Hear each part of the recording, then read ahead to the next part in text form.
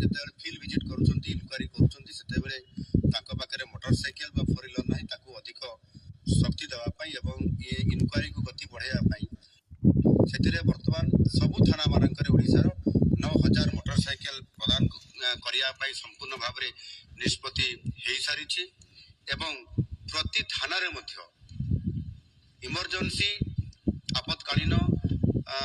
କାମ କରିବା ପାଇଁ ହଠାତ୍ ଇମର୍ଜେନ୍ସି ଗୋଟେ ଆସିଗଲା ସେତେବେଳକୁ ଭେହିକିଲ୍ ନାହିଁ ସେ ଅନ୍ ଦି ସ୍ପଟ୍କୁ ଯିବା ପାଇଁ ଆଉ ଆଇଆଇସି କୌଣସି ସମୟରେ ଯଦି ସେ ଫୋର୍ ହ୍ୱିଲରକୁ ନିଜେ କିମ୍ବା ଆଉ କାହା ଅଫିସରକୁ ଦାୟିତ୍ୱ ଦେଇଦେଇକି ସେ ଗାଡ଼ି ନାହିଁ ସେ ସମୟରେ ତ୍ୱରିତ ଏହାର କାର୍ଯ୍ୟକ୍ରମ କରିବା ପାଇଁ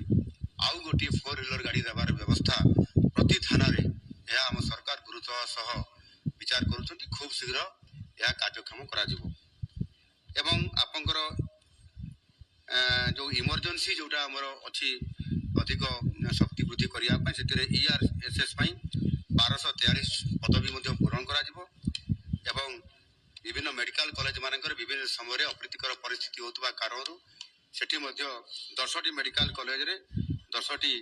ପୋଲିସ ଫାଣ୍ଡି ବା ଆଉଟପୋଷ୍ଟ ନୂତନ ଭାବରେ ପ୍ରତିଷ୍ଠା କରାଯାଉଛି ଏବଂ ଆପଣଙ୍କର ପ୍ରାକୃତିକ ବିପର୍ଯ୍ୟୟ ସମୟରେ ଅନେକ ସମୟରେ ଓଡ୍ରାଫ୍ ଟିମ୍ର ବହୁତ ବଡ଼ ଗୋଟେ ଭୂମିକା ଥାଏ ଏବଂ 20ଟି ୟୁନିଟ୍ ଅଛି ଆମ ସରକାର ପୁଣି ଆଉ 10ଟି ୟୁନିଟ୍ ପ୍ରତିଷ୍ଠା କରିବା ପାଇଁ ଯାଉଛନ୍ତି ତାହା ମଧ୍ୟ ଆମର ଘୋଷଣା ହୋଇସାରିଛି ଅଳ୍ପ ଦିନ ଭିତରେ ଏହା ସମ୍ପୂର୍ଣ୍ଣ ଭାବରେ କାର୍ଯ୍ୟକ୍ଷମ ହେବ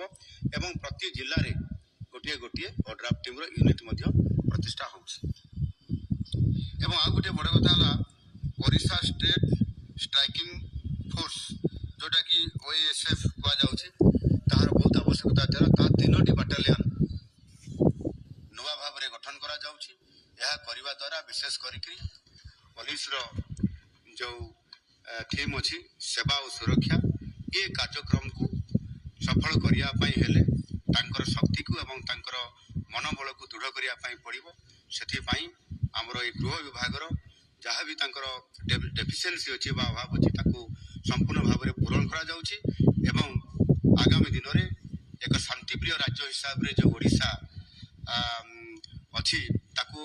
ବଜାଇ ରଖିବା ପାଇଁ ସମ୍ପୂର୍ଣ୍ଣ ଭାବରେ